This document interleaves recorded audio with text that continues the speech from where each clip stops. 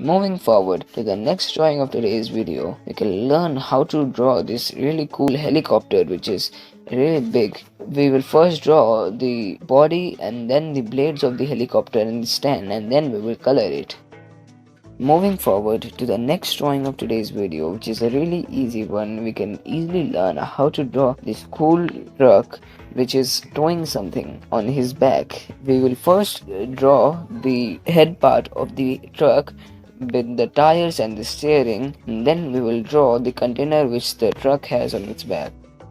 Moving forward to the next drawing, we will again learn one more vehicle, how to draw it. We can learn how to draw it by following the steps as we are showing in the video. It is actually a fire ambulance. As we can see, we will first draw the body, the tires of the ambulance, and then the pipes on it, and then after drawing it, we will color it with different types of colors as you can see and learn from the video.